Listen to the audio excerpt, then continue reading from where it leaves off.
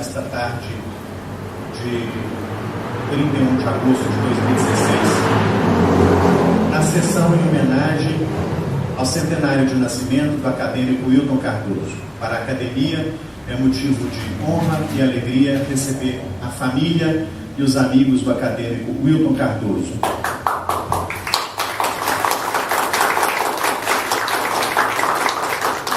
cuja presença na cultura e nas letras de Minas Gerais é perene. A sessão da Universidade Livre de hoje, ela se organizará do seguinte modo. Depois dessa brevíssima abertura, vamos ouvir a aula, porque afinal é assim que funciona a Universidade Livre desta casa. Vamos ouvir a aula, a apresentação da professora Simone von Rondon, da PUC Minas.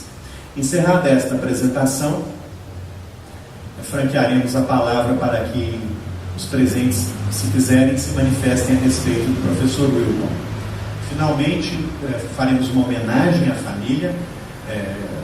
A família receberá uma homenagem desta casa por meio da sua presidente Elizabeth Renault, cujo discurso também encerrará esta sessão. Eu queria aqui destacar a alegria de receber os filhos do professor Wilton, Thaís, Fedra, Wilton Filho e Cláudio, os netos Rodrigo, João Gabriel e André, e a bisneta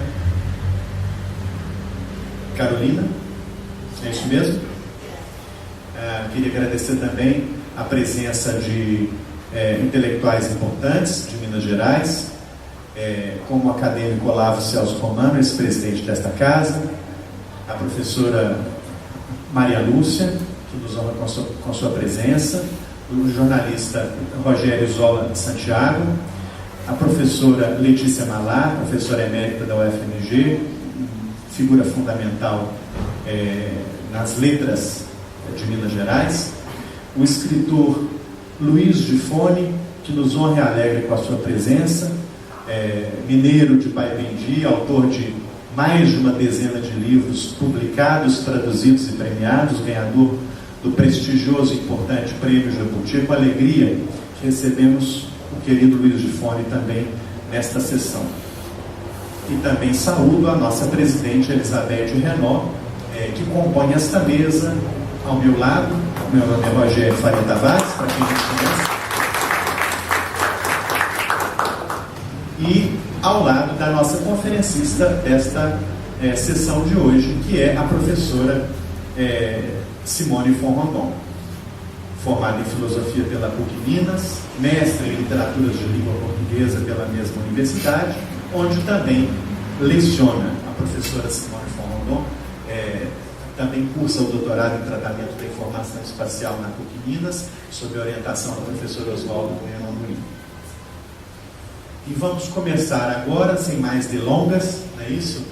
A apresentação da professora Simone von Rondon, que é autora de uma importante entrevista concedida pelo professor Wilton Cardoso, não é? Publicada pela Revista da Academia Mineira de Letras em 2002. Então, quem falará nesta sessão não é apenas a intelectual, a professora, a cientista Simone von Rondon, mas é também aquela que pode trazer para essa sessão um pouco da memória afetiva que a vincula ao professor Wilton Cardoso. Então, com vocês, e seja muito bem-vinda a esta casa sempre, a professora Simone von Rondon.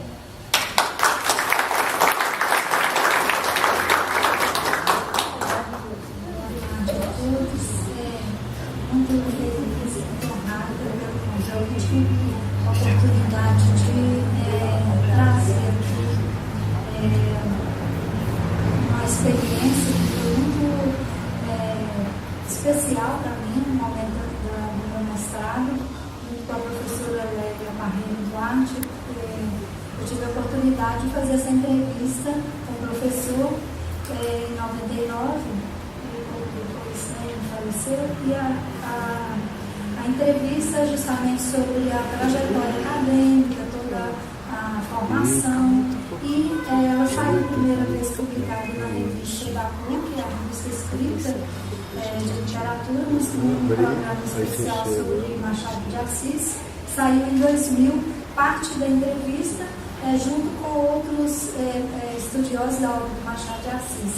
E depois, eu não me lembro, eu não sei se realmente eu tive conhecimento na época, eu sei que agora conversando com o Rogério, que eu fiquei sabendo que ela foi publicada integralmente na Revista da Academia Mineira de Letras em 2002. Então, ela tem parte da entrevista publicada aqui na Escrita, que é uma revista lá da PUC, do Departamento de Letras, e essa aqui da Academia, a entrevista está integral e é pouco conhecida, né? Então, essa entrevista que serviu de base para eu, quando recebi o convite, retomar fazer o trabalho a partir dessa ideia de tentar traçar o perfil intelectual do professor Wilton Cardoso, considerando a sua trajetória escolar, as instituições pelas quais ele passou, os professores, as obras que marcaram, pensando nessa perspectiva que eu também preparei uma apresentação aqui para vocês, mas a gente sempre fica na mão quando depende de tecnologia, então o programa estava muito lindo lá em casa com a música e aquilo vai funcionar totalmente, mas de toda maneira a ideia de, no primeiro momento, trazer essas imagens da cidade, das escolas, o que eu consegui recuperar, para justamente fazer aquilo que é o tema da nossa aula hoje, que é a questão da memória, né? Então, a memória está associada a imagens, a eventos, a acontecimentos, à medida que a gente vê aquela cena, remonta para aquele momento, uma lembrança.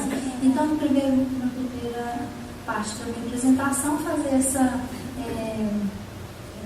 retomada dessa trajetória do perfil intelectual, e o perfil intelectual que eu posso fazer, né, dentro da minha limitação, assim, de pouco contato que eu tive. Eu fui aluna do programa de pós-graduação na PUC, e essa entrevista, e tive a oportunidade em outros momentos de encontrar com ele. Estava andando no centro da cidade, ele tomando café ali na Afonso Pena, no café, parei, e então, assim, poucos momentos, mas de contatos bastante significativos, porque a gente sabia que ele é o machadiano, então a aula dele a gente ficava concentrado, e ele também não gostava de muitas interrupções, gostava de tirar dúvidas mais no final, então era uma maneira especial, uma aula muito, que a gente sabia que era muito especial, que ele era um professor bastante distinto, né?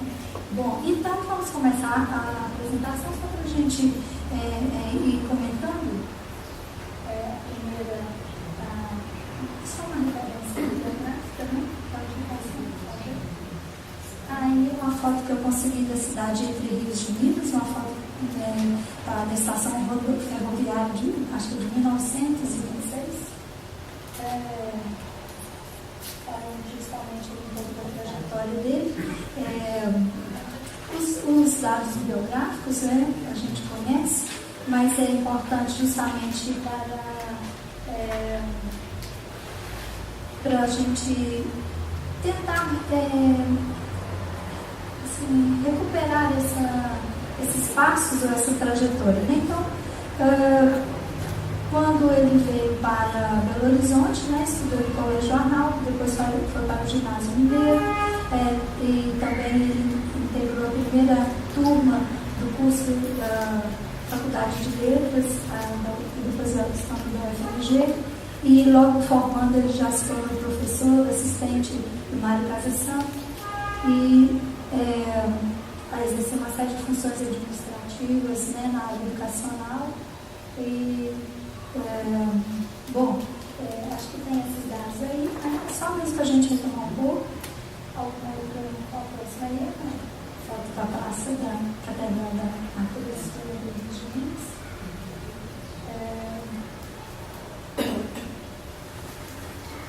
Eu sempre falando que a cidade de Entre Rios de Minas é interessante para uma cidade próxima de Belo Horizonte, mas ela remonta para um período bastante antigo, uma cidade antiga, então das capelas mais antigas de Minas Gerais, de 1711, próximo disso, e está no trajeto do Caminho dos Bandeirantes, então não é uma cidade totalmente abandonada do ponto de vista da cultura, que as coisas passavam por lá chegava, enfim.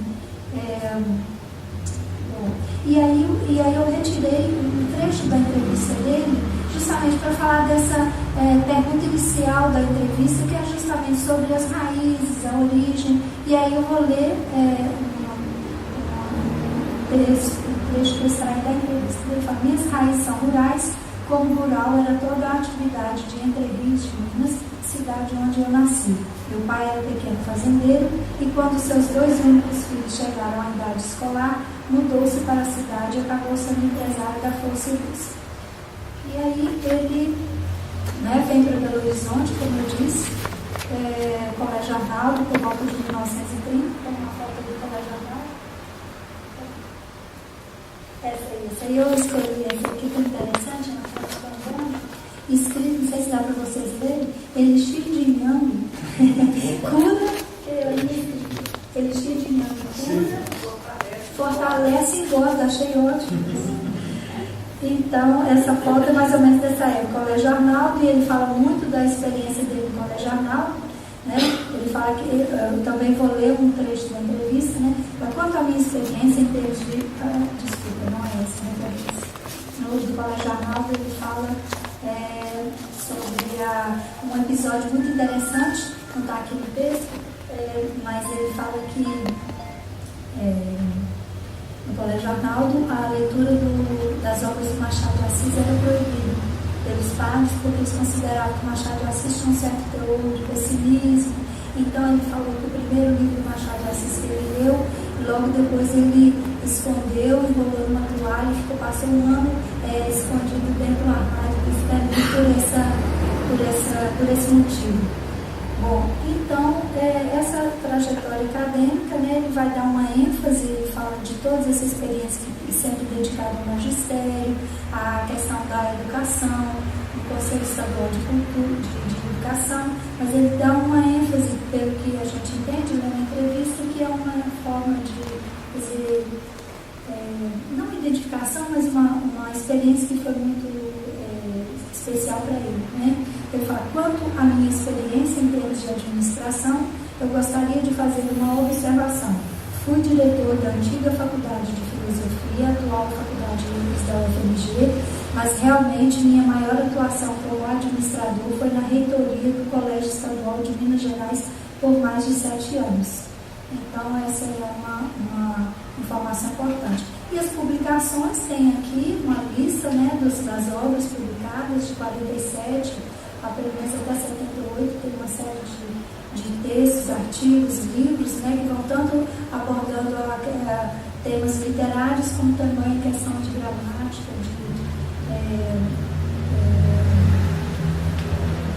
questões gramaticais, né?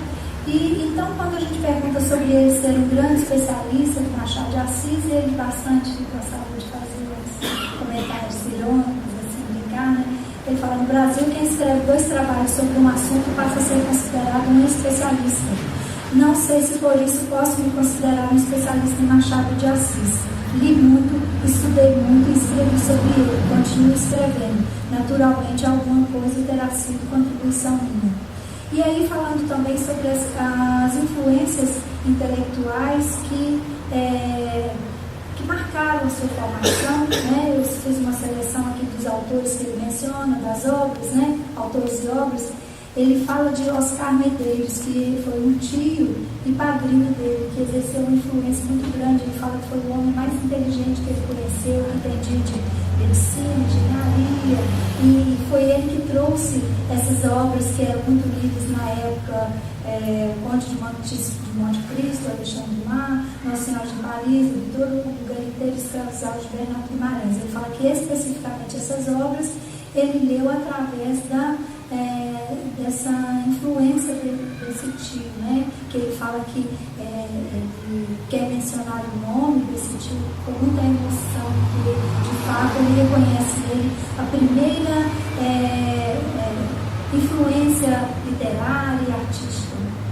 E depois ele vai falar de outros autores, né, professores, Cláudio Brandão, Magalhães Drummond, José Luiz de Oliveira, Ronald de Carvalho, quando ele passou uma temporada no Rio de Janeiro, e teve contato com o Ronald de Carvalho, tanto contato contatos pessoais quanto estudando sua obra. Ele menciona que a biblioteca dele tem, o professor Wilton tem a obra completa do Rômulo de Carvalho, tudo sobre ele, e fala que é um autor desconhecido, pouco estudado, e ele fala que são esses autores que mais que marcaram a sua opção mesmo pela literatura, pelo magistério. Então aqui até tem um trecho disso, mas eu acho que podemos passar adiante, né? Também fala da professora Ângela Vaz Leão, que foi uma aluna, até pensei que iria ver aqui hoje, foi ex-aluna e colega do professor Wilton, juntamente com ele, publicando uma série de obras, né? Todo mundo conhece aqui o trabalho da Dona Ângela. Então, essa trajetória inicial, né, lógico, falando ainda quando ele estudou no Colégio Arnaldo, esse primeiro contato que ele teve com a literatura e com a obra de Machado de Assis, ele fala assim que, na primeira vez, ele fala, confesso que eu não entendi muito, mas adorou, né? Então, ele fala assim, no primeiro momento, aquela leitura de Machado de Assis causou um certo meio desconcertante, mas ele, daí em diante ele nunca mais parou de ler Machado de Assis, e o Mário Casa Santa falava para ele que esse negócio dele gostar muito de ler Machado de Assis não ia dar em boa coisa. Então essa trajetória inicial que a gente pode extrair dessas referências que a gente tem nos textos que a gente encontra, na publicação dele.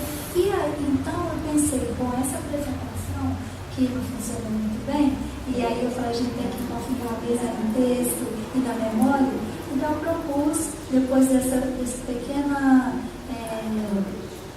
trajeto, né, vendo ali algumas imagens, o Colégio Mineiro, aparece o Colégio Arnaldo, o que mais que eu perdi, se for passando adiante, foi só o Mineiro. Aí falando dessas publicações, eu posso ver mais as imagens, só para ver se tem alguma coisa que eu poderia comentar. Isso é um quadro do Rômulo de Carvalho, né, movimento político, essa aí, essa mesa tem vários professores, os alunos de universidade na extrema esquerda, uns que contam a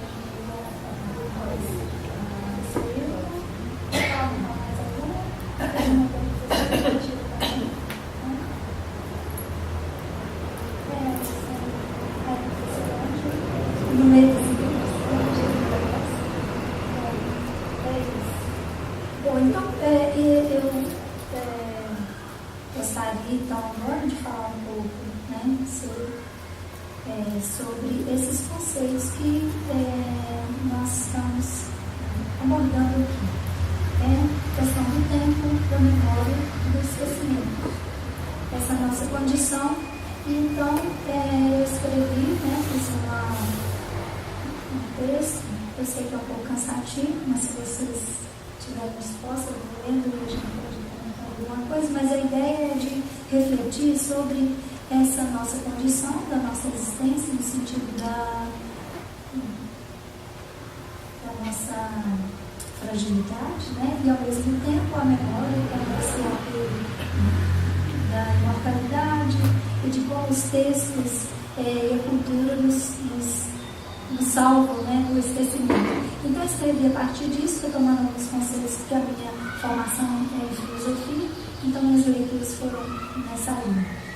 Se tiver você pode falar para a gente. Bom, então, o texto sobre tempo, memória e esquecimento. Então, inicialmente, pelo clássico Santo Agostinho, que fala sobre a questão do tempo, né? Então, para Santo Agostinho, existe essa dificuldade em definir, né, o conceito de tempo presente, ou mesmo passado e futuro. Então, o passado não existe mais. O futuro ainda não é. Donde se conclui que nenhum nem outro então existem. Mas nem o passado nem o futuro são, contudo, um puro nada, posto que eu posso narrar os acontecimentos passados que não estão nunca perdidos e que eu posso projetar ou me projetar no futuro, do qual eu não estou absolutamente desvinculado. O passado e o futuro ao mesmo tempo existem e não existem. São, têm um modo de ser posto que não são nada, sem contudo existirem atualmente. Qual este modo de ser do passado e do futuro?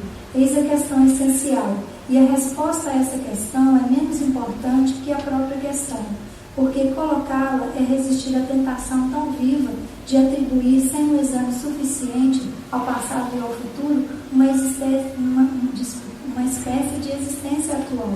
Aceitamos facilmente que a recordação é um reviver do passado, porque se o passado voltasse na memória integralmente, viria mesclar-se ao meio ambiente atual como uma presença alucinatória. Aquele indivíduo que assim revivesse a memória não saberia mais que era passado, teria perdido a memória e estaria vivendo uma experiência inédita. Essa suspensão do tempo, ou esse mal-estar que se refere a Santo Agostinho em sua obra As Confissões, é o mesmo que o leitor depara quando é contato com os textos machadianos. Grande parte do acervo da biblioteca de Machado de Assis indica, pelos livros ali encontrados, que ele muito se interessava tanto pela psiquiatria e pela psicologia e que tinha um especial interesse na faculdade da memória, acentuando em suas narrativas a complexidade psicológica desse fenômeno. Observemos o capítulo do livro do Casmurro, Convivas da Memória. É uma citação. Não, a minha memória não é boa. Ao contrário, é comparável a alguém que, se tivesse vivido por hospedarias, sem guardar delas nem caras nem nomes, somente raras circunstâncias, a quem passa a vida na mesma casa de família, com seus eternos móveis e costumes, pessoas e afeições, é que se livrava tudo pela continuidade e repetição. Como eu invejo os que não esqueceram a cor das primeiras calças que vestiram. Eu não atino com as das que enfiei ontem. Juro só que não eram amarelas, porque execro essa cor. Fim da citação. O esquecimento é o outro lado da memória. Se de um lado somos capazes de vivenciar e imprimir algo dessa vivência em nosso eu, os lapsos, os esquecimentos, as lacunas, as falhas evidenciam nossa condição. O homem é um ser que esquece. Bergson, escritor e filósofo, prêmio Nobel de Literatura, também dedica a reflexão sobre esse tema, a memória, sobre o sistema da memória. A ideia de uma faculdade de conservar o passado envolve a ideia de que o passado pode não ser conservado, que uma parte mais ou menos grande do passado, que não é memorável, não é retida por nenhuma memória. De outro lado, cumpre-se uma função apesar das dificuldades que seu exercício encontra. A memória que conserva lembranças tem bem o mérito de fazê-lo, a despeito do tempo que os apaga, a despeito da enorme massa de acontecimentos, alguns dos quais ela retém, e isso é surpreendente. O que se deve explicar não é a conservação das lembranças, é o esquecimento. De Assis, então, encontramos a obra Le Maladie de la Mémoire, de um famoso psiquiatra francês, Ribot. E foi inspirado nela que Machado de Assis teceu o conto O Lapso. A relação entre essa obra de Ribot e o conto Lapso foi detalhadamente analisado por Barbieri em seu artigo Lapso, uma psicoterapia do humor. Conforme mostra Barbieri, o conto refere-se à obra de Ribot, mais especificamente ao capítulo 3, cujo título é de Amnésie Partielle. Nesse capítulo, Ribot procura defender a hipótese de que existem diferentes espécies de memórias, cada qual associada a uma parte cerebral. Afirma ainda que há uma relativa independência das diversas formas de memória, ressaltando o parcelamento das suas funções, em vez de afirmar a existência de uma faculdade unitária. Assim, danos em determinado campo semântico ficariam restritos a essa área, não se estendendo para as demais atividades mnemônicas. A paródia de tal concepção é visível no conto de Machado de Assis, cujo protagonista, Tomé Gonçalves, perde a memória.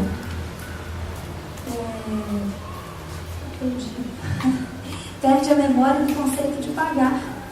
Há uma doença especial, um lapso de memória. O Tomé Gonçalves perdeu inteiramente a noção de pagar, não por descuido, não de propósito que ele se deixe de saldar as suas contas, mas é porque essa ideia de pagar, de entregar o preço de uma coisa, varreu-se da cabeça. Ora, por que entre os números conceitos a serem esquecidos justamente o conceito de pagar? Claramente o esquecimento desse conceito traz, na pior das hipóteses, vantagens econômicas a Tomé Gonçalves. Em suma, o esquecimento possui um sentido. A própria ideia de se compreender a memória por si mesmo, tal como buscava fazer a psiquiatria da época, seria dentro da psicologia vista na obra de Machado uma tarefa impossível. Com efeito, veja-se, por exemplo, o caso do doentio, cuja imaginação se conjuga com a memória, de tal modo a fazer com que o próprio narrador desconfie de sua narrativa. Em dois dos romances mais importantes de Machado, Memórias Póstumas de Brás Cubas e Dom Casmurro, os autores ficcionais buscam resgatar da memória o seu passado a fim de relatar ao leitor as suas próprias vidas, gesto que significa uma tentativa fracassada de atar as duas pontas da vida, ou no caso, as duas partes do livro, do passado e do presente. A recordação do passado, no caso de Bentinho, é mais do que a evocação de memórias cristalizadas. E isso é uma verdadeira recomposição, uma forma de ressignificar sua própria vida, preencher as lacunas do não dito, vasculhar sentidos ocultos que lhe escaparam. Sua tragédia não se encontra apenas no seu ciúme obsessivo, mas atinge dimensões existenciais e complexas. Ele sabe o que viveu. Ele não sabe o que viveu. A despeito de sua vida, lamenta não conseguir recompor o que foi, nem o que fui. E essa lacuna é tudo. Em outras palavras, o eu que narra e se lembra é diferente daquele eu imerso no instante da própria vivência. Contar a própria vida é contar a história como outro eu. Por seu turno, Wilton Cardoso vislumbra em Helena, assim como nas obras literárias Ressurreição e A Mão e a Luva, uma incidência que se fará dominante em Yaya Garcia, tese que deste modo transforma e modela a personalidade das criaturas, de modo que aquilo que hoje são a maneira como se comportam, não passa por resultado das imprecisões que o tempo lhe foi deitando na alma. Essa característica se aproxima ao nexo energético das antigas escritas da vida, segundo a qual os primeiros tempos da pessoa biografada se destinariam a anunciar e a reforçar os traços da maturidade. Isso que a gente vê lá no Machado de Assis, quando fala o menino é o pai do homem, né? Essa ideia de que a escrita já estava feita, né? Bom, isso nos faz pensar nas obras de Machado de Assis como uma escrita adulta que vasculha as complexidades das experiências vividas e de como elas não se deixam explicar por uma conceituação apressada, típica de uma psicologia ainda nascente, que no afã de alcançar um estado científico, rotula, conceitua, enquadra os distúrbios e a loucura, o diagnóstico é a camisa de força para o sujeito, para a palavra. Tudo que ele disser, daí em diante, só confirma a palavra. O alienista, né, um bom exemplo. De uma forma ou de outra, o que está em jogo é um desejo que a crítica machadiana a miúde refere de escapar ao turbilhão do tempo, criando narradores que resistem à degradação do corpo e da mente, postando-se ora além do tempo, o paradoxo do defunto autor com as coisas, ora contra ele, o remorso jamais confessa que move a pena de Bentinho, ora simplesmente no instante da morte, o aprendiz de morto, que é o conselheiro Aires, na iluminadora análise que traz para o mundo de José Paulo Vaz. Os personagens machadianos conservam inquietude que os faz sondar e perscrutar esse conflito psicológico, tanto dos lapsos, daquelas características e traços de personalidade que insistem em se repetir a contragosto do eu consciente. Os narradores machadianos, quanto podemos falar sobre eles, mas o que eles estão a fazer seja entregues a uma solidão existencial, ou uma solidão eterna pós-morte, ou na solidão da velhice, dedicar a sondagens psicológicas, onde vão encontrar papéis avulsos da memória ou relíquias de casa velha, ou um livro de memórias, sempre a ser escrito e reescrito, de onde se infere que toda a nossa vida é leitura. A leitura é entendida como uma dimensão do psiquismo, uma dimensão que transpõe os fenômenos psíquicos já transpostos pela escritura. A memória é linguagem. Aqui, então, cabe ressaltar a escrita poética como forma especial de desvelar o ser do homem. Nossa condição ontológica remonta a tempos míticos. Conta-nos a mitologia grega que os deuses disputaram entre si.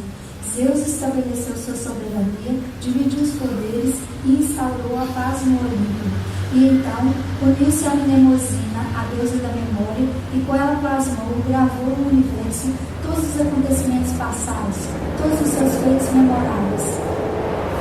Dessas noites de amor entre Zeus e Mnemosina nasceram as 9 musas que inspiram as composições musicais. musicais, a poesia épica, a poesia lírica, a tragédia, a comédia, os hinos sagrados, a história, a astronomia.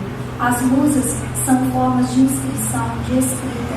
Elas têm como função cantar os feitos gloriosos de Zeus para que ninguém esqueça quem ele é. As musas se tornaram companheiras dos humanos na difícil tarefa contra o esquecimento. Estou finalizando agora, então. Refazer muito superficialmente, né, como eu tentei fazer aqui através dessas imagens, uma experiência de vivência de imagens, teve um som, um vídeo, mas nada disso funcionou, nos faz experimentar várias sensações causadas pela referência a um texto, associação de fatos, de imagens, de lugares, vozes, afeto. Na perspectiva dos estudos literários, podemos colocar questões de metodologia de pesquisa. É possível recompor o perfil intelectual por meio da escrita? Os livros que o professor Wilton Cardoso leu, os que escreveu, as instituições que frequentou, a trajetória intelectual de um indivíduo vincula-se a um campo complexo de variáveis. Podemos compreender isso a partir do que doutrina Hugo Mali sobre o processo de leitura. No processo da recepção, consolida-se todo o processo da leitura, pois é nele que o sujeito que lê insere uma dimensão própria de compreensão do código. É nele que se mistura um fator textual e um fator experimental que o leitor importa para dentro do texto. O texto assume vida não apenas pelo traçado existencial que personagens e fatos assumem pela estrutura narrativa, mas também pelas contingências existenciais do leitor.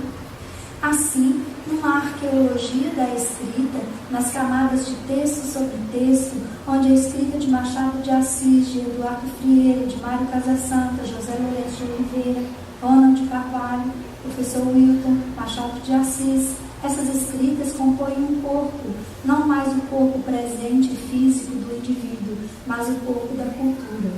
O Wilton Cardoso está para nós como uma experiência da leitura e da escrita. Está para nós hoje, né? Entre a memória e o esquecimento, instauramos no momento presente, intermediada pela escrita, a presença de quem e daquilo que nos é caro, querido, amado, lembrado, homenageado. Para o homem, o mortal comum, o lugar da memória, pois lugar da imortalidade.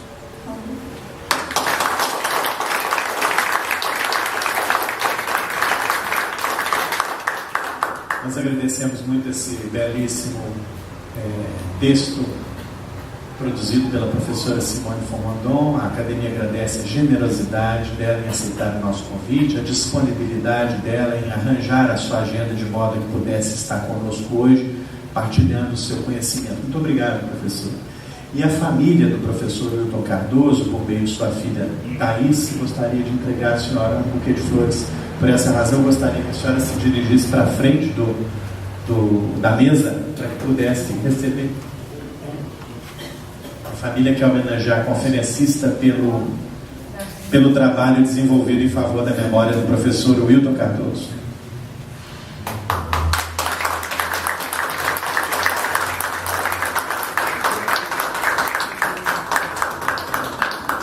Muito obrigado, Thaís.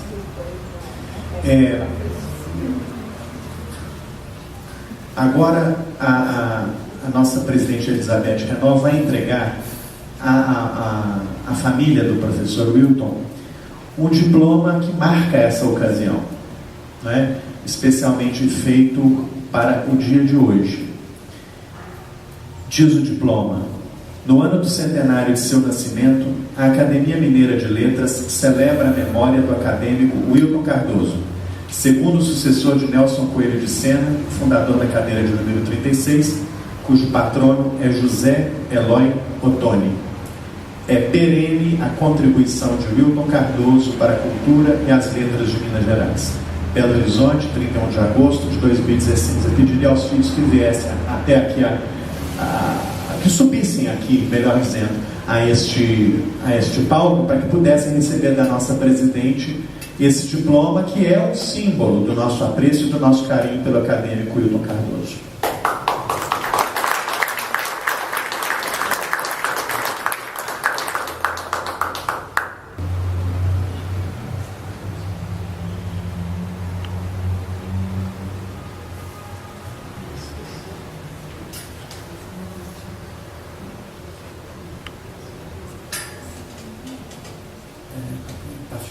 nós estamos registrando toda a cerimônia para que ela se incorpore ao acervo audiovisual desta casa e sirva de consulta a todos aqueles que se interessam pela obra e pela vida dos nossos acadêmicos, entre os quais, para a honra nossa, o acadêmico Wilton Cardoso.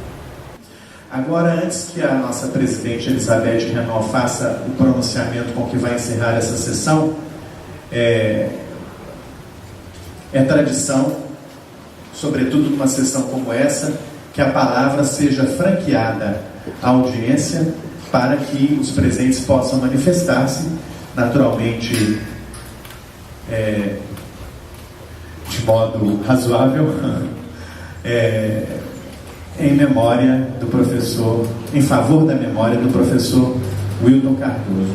Então a palavra está franqueada para que aqueles que quiserem se manifestem. Vejo aqui, alguém da família quer falar? O neto, por favor. O senhor pode optar entre falar da tribuna, por favor, é uma honra para nós. Então, em nome da família, fala o neto Rodrigo, é isso mesmo? Rodrigo Cardoso, muito bem-vindo. Boa noite a todos. Em primeiro lugar, eu gostaria de pedir devida licença a essa casa, nós presentes pelo atrevimento. São algumas palavras que eu vou falar. Um dia, acreditei que os edifícios eram sustentados por livros, porque desconhecia paredes. Malgrado também desconhecesse o que seriam alicerces, acreditava que aquelas colunas de livros brotavam por debaixo do chão e se projetavam para além do teto, de tal forma que bastaria subtrair um único tomo das estantes para que a estrutura ruísse, tal qual a carta que tomba levando ela a todo o castelo. Todavia, aquele era um castelo de uma só sala que recendia a selo em seu olor de encadernações e brochuras. Ao sofá que se espraiava por quase todo o cômodo, iluminada por fatias do sol que penetravam pelas pranchas empenadas da persiana oposta, encontrava-se Pandora, aquela que se dizia mãe e inimiga. Em verdade, somente quando a vi é que me dei conta que japeava do hipopótamo, mas que por um esgar de vaidade e de estilo, teimava ser o Bucéfalo, a nobre cavalgadura de Alexandre. Mas não se canse, caro leitor. Não é meu intuito desfiar aqui meus maneirismos a tal ponto de exauri-lo, posto que não ofereço outra narrativa para que possa galgar esta singela manipulação do delírio que arrebatei dos últimos instantes de um certo finado braço. Isto posto, retornemos a Pandora, que já nesse instante me sorria seguindo suas presas, convidando-me para o inevitável, ao mesmo tempo que baralha os séculos em suas mãos com todas as suas delícias e misérias. Sucedeu que o olhar que fitava Pandora provinha de olhos que orbitavam a pouco mais de 1 metro do chão. E tais olhos não enxergavam como mãe, nem sequer como inimiga. Menos ainda como a natureza, porque Pandora era ali então um tempo, ainda um estranho e misterioso para a criança que eu era. Eis que a nefasta criatura já se perdia ao longe, o que, confesso, folgava em saber. Talvez porque Pandora agora tivesse cabelos alvos, corpo esguio que se confundia com a elegância do terno cortado, e aquilo que na face poderia se classificar como o sorriso de soslaio, vez que alegres, os lábios se deslocavam para um dos lados do rosto. De mais a mais, era um homem por detrás dos óculos, como diria Drummond. Era pelas mãos de tal homem que me deixava agora conduzir até um gabinete contínuo, no qual ele me puxava gentilmente uma cadeira e me aprovava rente à mesa de trabalho. Em seguida, me trouxe do birô que pertencia a padrinho uma imaculada folha 4, que cuidadosamente era enlaçada no carro da Hamilton, em cujas teclas não se podia imprimir força, porquanto deveria aprender a tocá-las como solista ao piano.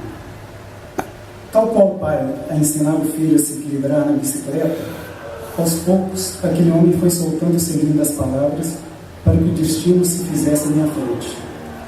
E ao sentir que a mão dele não mais me equilibrava, de súbito, Olhei para trás apenas a tempo de me deparar com um imenso pôster do bruxo do Cosme Velho, que me espreitava ao centro da primeira parede que vi na vida. Por muitos anos ainda, Joaquim Maria seria meu bisavô.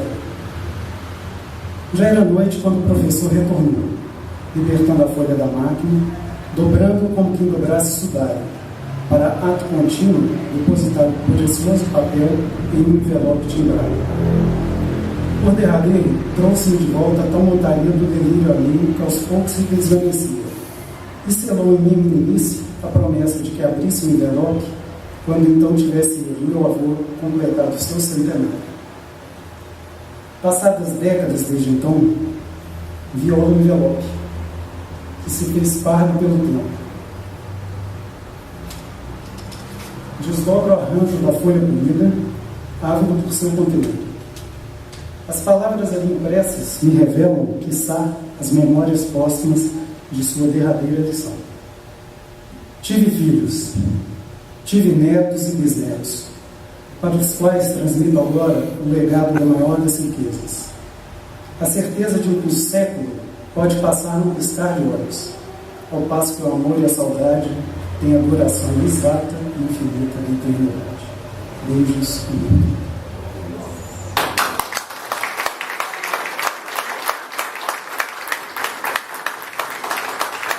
momento de beleza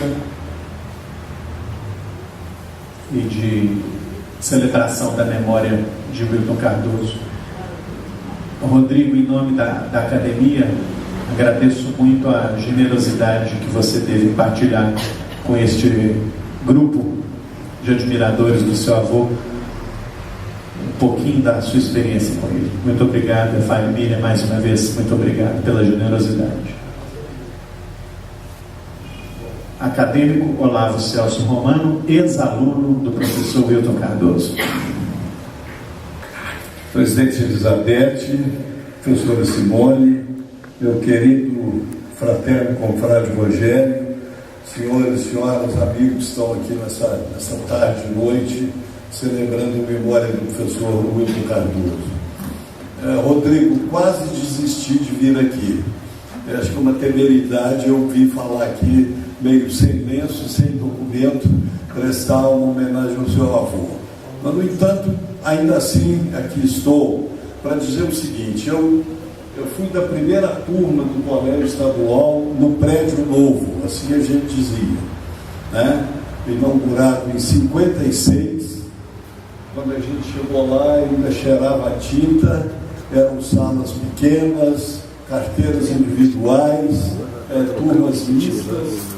Era a promessa de um tempo novo, sob a inspiração de Niemeyer, né, Letícia? Você lembra disso? Você estava lá, jovem professor. O professor Wilton Cardoso, a gente agora rememorando, e eu me espanto com o seguinte: naquela época ele era um senhor, né? Um jovem senhor, mas era um senhor. Para mim, aos meus olhos de adolescente, ele era um senhor feito, né?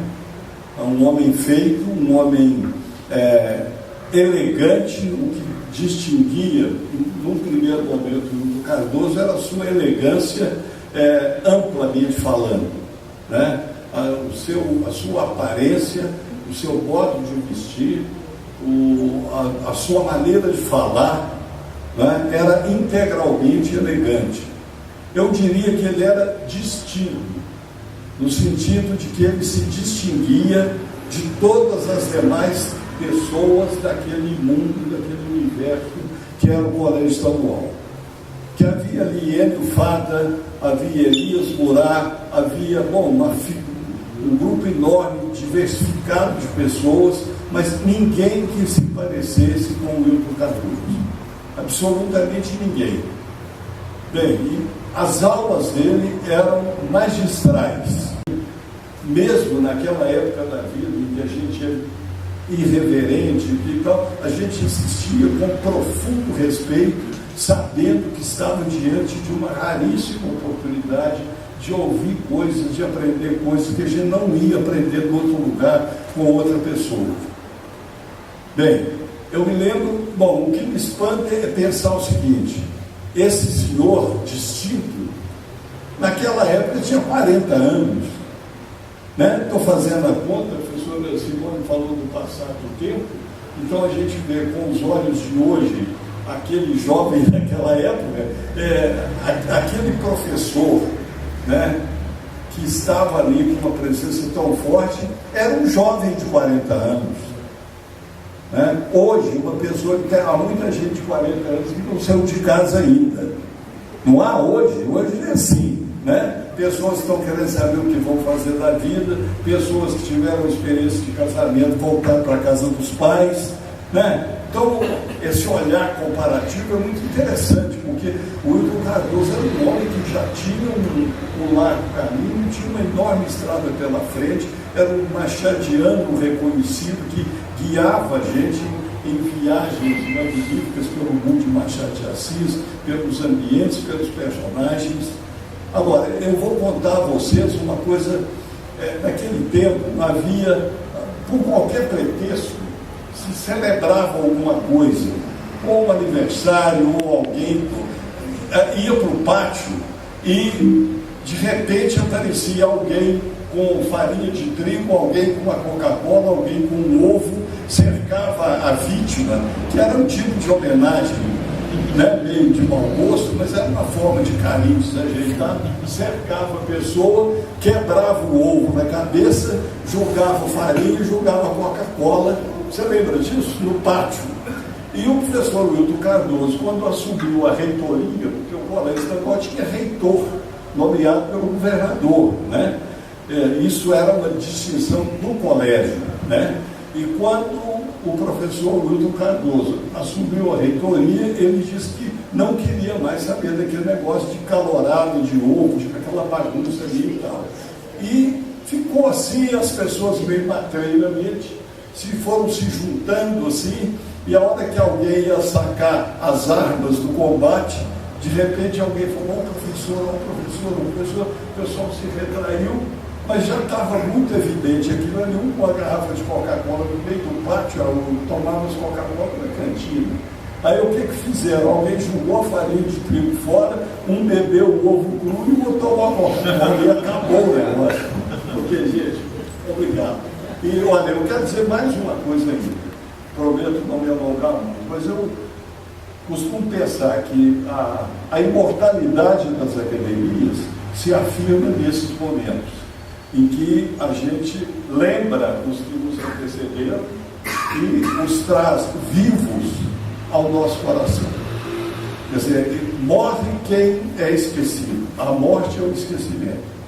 Quer dizer, o professor Wilton, então, está cada vez mais vivo no coração de cada um de nós, alunos ou não, familiares ou não, e essa também é uma oportunidade de congraçamento da academia com a família e os amigos do professor Wilton Cardoso, porque é provável que a gente só retém na memória e só eterniza o que passa pelo afeto.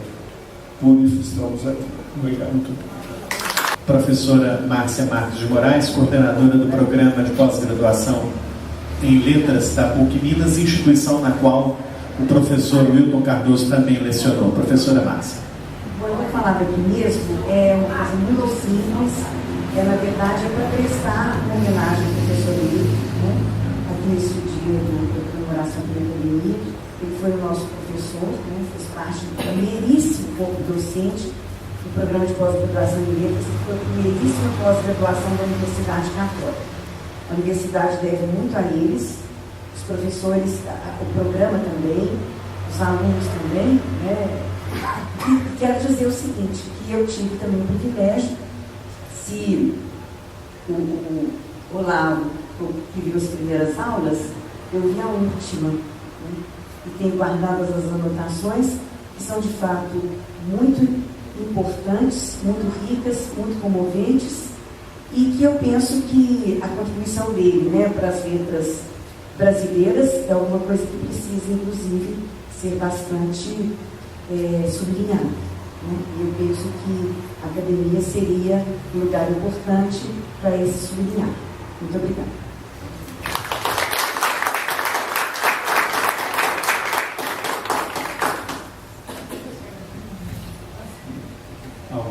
quer se manifestar? Vamos ouvir então agora as palavras da nossa presidente Elizabeth Renault, palavras com as quais ela encerrará a sessão de hoje. Eu aproveito o ensejo do pronunciamento da professora Márcia para, com alegria, informar a todos que o texto da professora Simone Forrondon será publicado. Eu trago aqui a palavra de homenagem da Academia Mineira de Letras. A Academia Mineira de Letras, ela cultua a sua memória e faz história. A sua história é feita pela memória, principalmente dos nossos acadêmicos falecidos. Hoje eu vou falar algumas palavras sobre o centenário de um mestre. Professor, conhecedor profundo da língua portuguesa, Wilton Cardoso exerceu ofício relevante no magistério e na vida cultural de Belo Horizonte. Foi um dos nossos ilustres ocupantes na Academia Mineira de Letras, na cadeira de número 36, cujo fundador foi Nelson Luciano.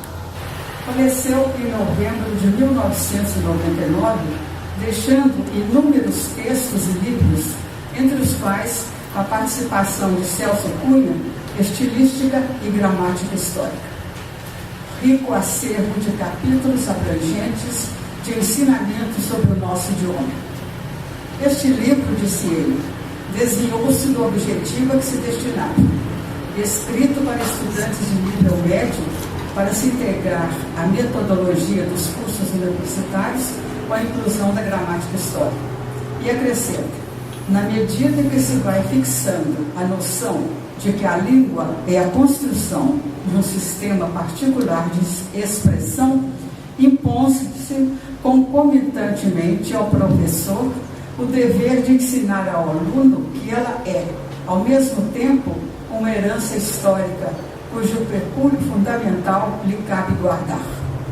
Esta missão de ensinar, orientar, foi excelentemente desempenhada pelo professor Wilton Cardoso, o mestre da linguagem. A sua contribuição não se limitava à literatura. Foi diretor da antiga Faculdade de Filosofia, hoje Faculdade de Letras da UFMG, e reitor do Colégio Estadual, o que serviu de teste para a sua atuação face às dificuldades e ao desamparo governamental. Como professor, incentivou no Colégio Estadual seus alunos inclinados à carreira do magistério. Muitos deles se fizeram grandes professores. Presidente da Câmara de Ensino Superior durante 10 anos, lastimava-se que o Conselho Estadual de Educação apenas estava sujeito às decisões burocráticas da Secretaria da Educação, o que o tornou inócuo até ser extinto. Em entrevista à professora Simone Forrondon, referiu-se ele a um dos professores que marcaram sua carreira estudantil e o encaminharam para o interesse pela literatura. O professor José Lourenço de Oliveira, grande mestre, a quem referiu-se com grande apreço e emoção. O professor Lourenço era casado com a nossa acadêmica Araíde Lisboa de Oliveira, também mestra consagrada, autora de vários livros didáticos e de memórias. Filólogo, ensaísta, gramático, crítico literário, Wilton Cardoso era editor, ocultor da palavra, cerne da língua portuguesa. A palavra persistente, é inquieta, e no dizer martesiano é um signo de pé. Ela concentra em si todo um conjunto de ideias que tumultuam o pensamento e o impressionam até tocar as cordas do sentimento.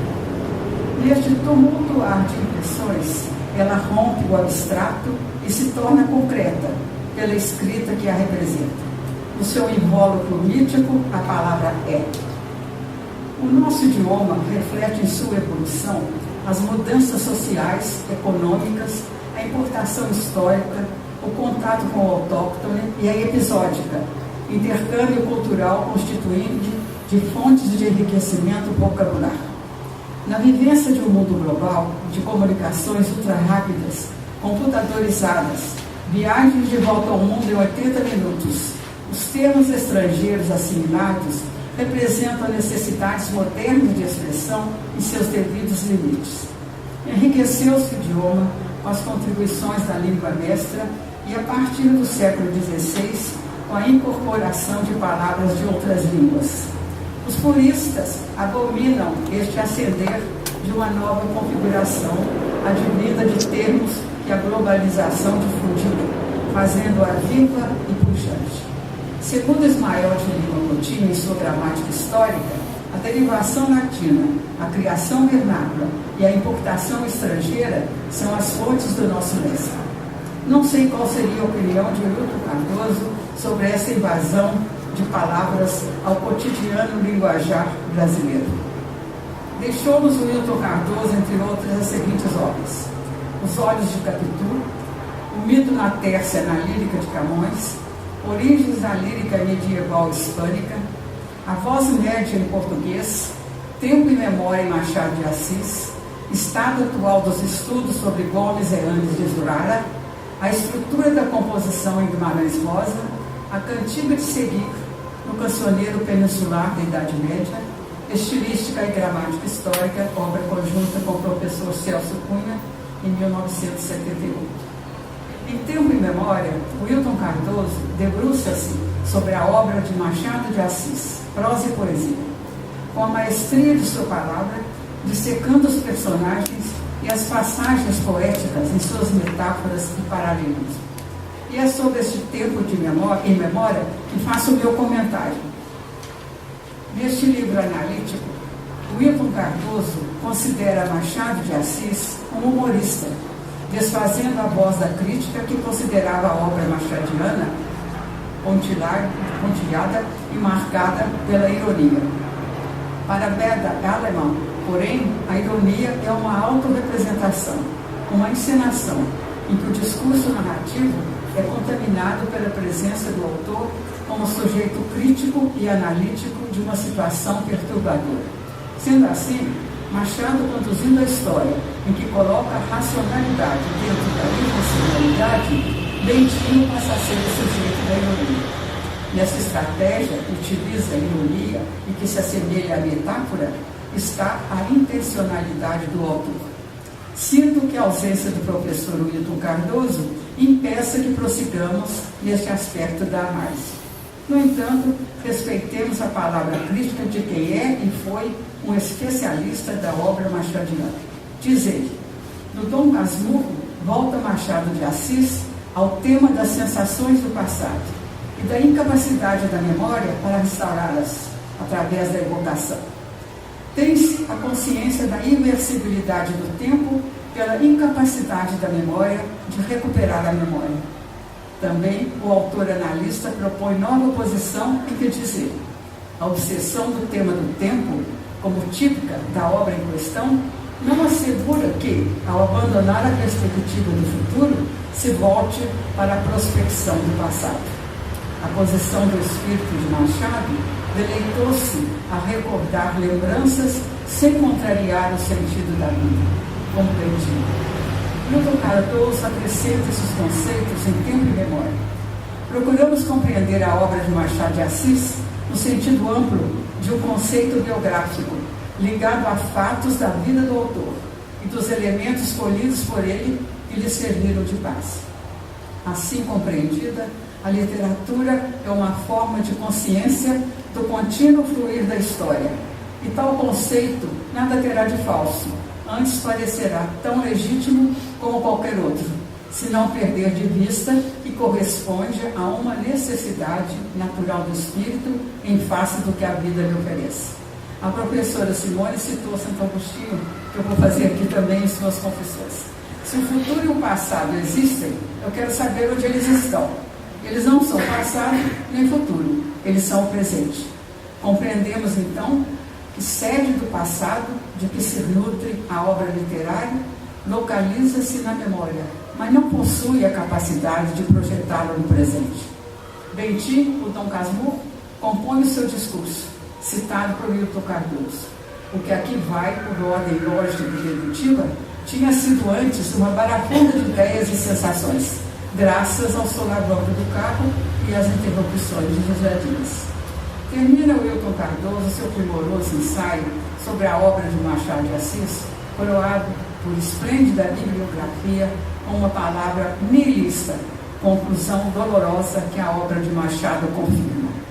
O espírito do artista é uma antena aguda. Vozes misteriosas cercam-no de todos os lados. Sonhos detalhados e ânsias reprimidas quebram-se de encontro às arestas da realidade, rebatendo em ondas imprecisas que se escondem num desvão íntimo da consciência. Aí a dor que se retrai mistura-se ao riso chocado, e o mal se une ao bem, confundindo ambos nas mesmas dobras da fumaça. Visão calidoscópica do amargo conceito da existência. A lembrança das horas vividas transfere-se do plano sensorial para o intelectual, e enquanto se desfigura, cria a noção de que nada resiste ao tempo e a vida é um composto de inutilidade. A memória do professor Wilton Cardoso foi feito esse comentário sobre seus ensaios, livros, especialmente enfocando o Dom Casmurro em Tempo e Memória e Machado de Assis. Sinto não estar ele presente para que pudesse julgá-lo e destinar-lhe uma nota, que não seria talvez a mesma arte que me foi dada por ele quando sou aluno na pós-graduação da Faculdade de Letras, a meu trabalho sobre São Bernardo de Graciliano Ramos. Agradeço a você.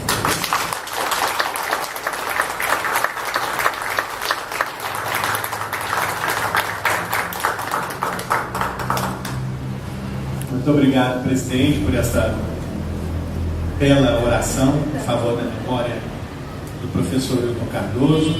Então, quem gosta de literatura, quem gosta de cultura, de arte, por favor, siga a academia nas redes sociais, no nosso site, porque essa é a casa da convivência em torno da cultura. Eu agradeço muito a presença da família, do acadêmico Wilton Cardoso, muito obrigado. A presença dos acadêmicos que nos prestigiaram com a sua oração, com o seu depoimento, os professores que também falaram, a professora Márcia falando em nome da PUC Minas, a nossa conferencista, muito obrigado mais uma vez, presidente, muito obrigado, né? E boa noite a todos, até a próxima.